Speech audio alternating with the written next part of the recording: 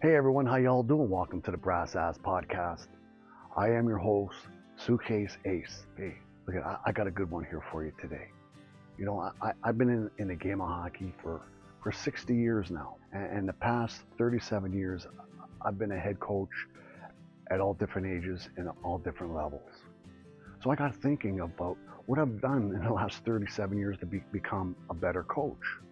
And I got thinking, there's a real big impact that a coach could send messages to their players, right?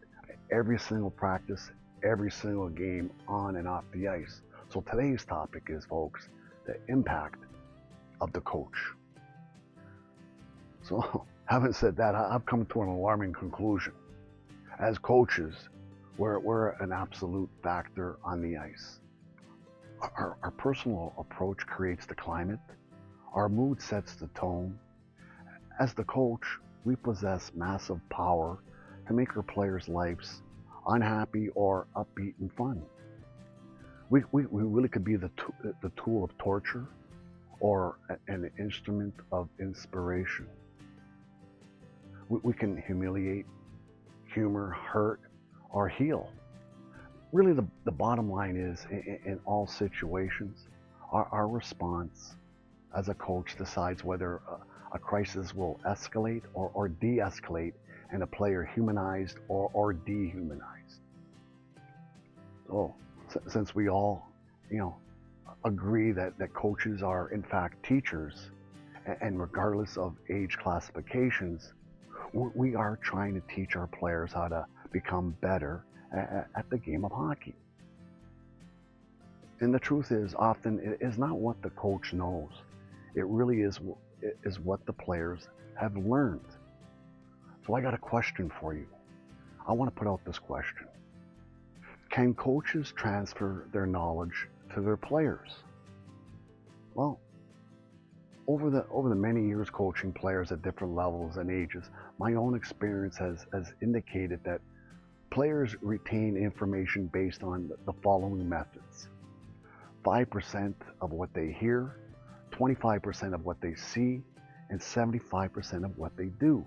So that means the most effective coaches in the game of hockey spend a minimal time talking and allowing their players to learn and develop by doing. But obviously, yeah, we spend time teaching the fundamental skill techniques, right? Such as skating, puck handling, passing, and shooting. Because without proper foundation, the player's development, folks, will be limited. But here's the thing I want you to think about now.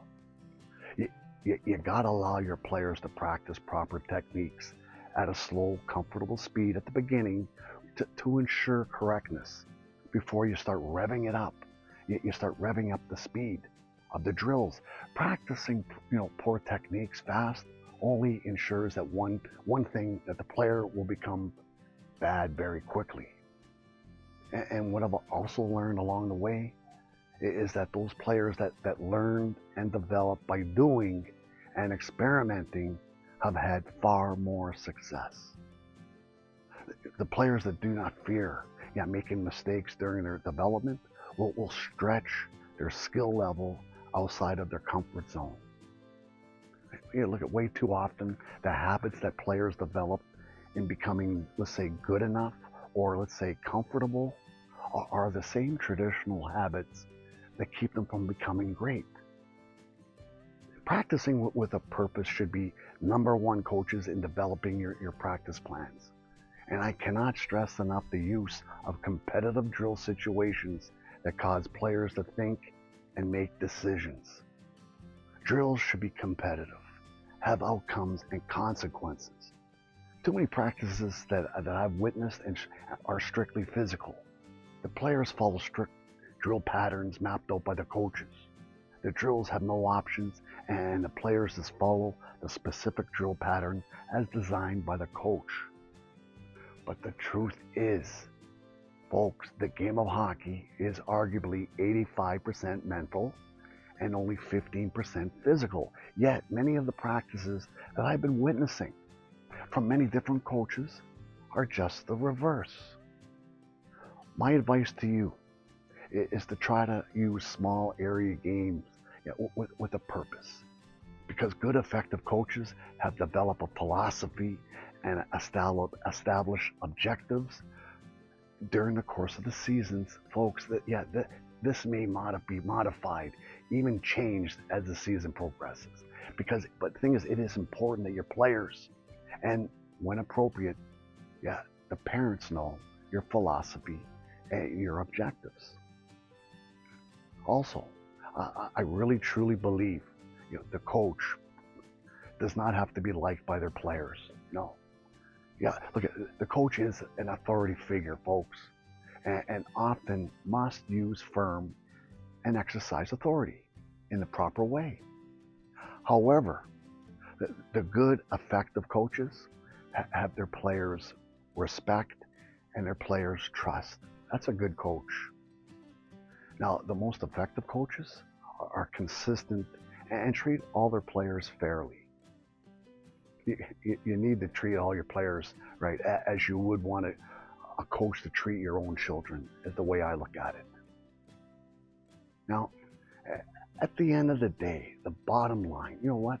The truth is, the role of a hockey coach in today's game has changed a lot over the recent years.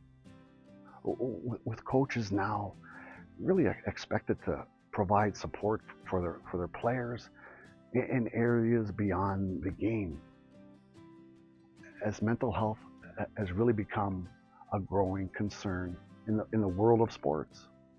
Coaches today are becoming more like personal counselors to their players, helping players to manage the unique challenges that come with being a hockey player, and develop that mental toughness and mindfulness.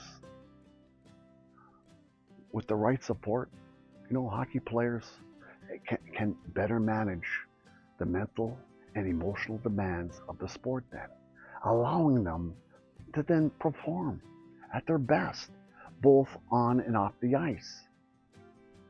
Now, I've used this phrase, many times when I talk to the parents.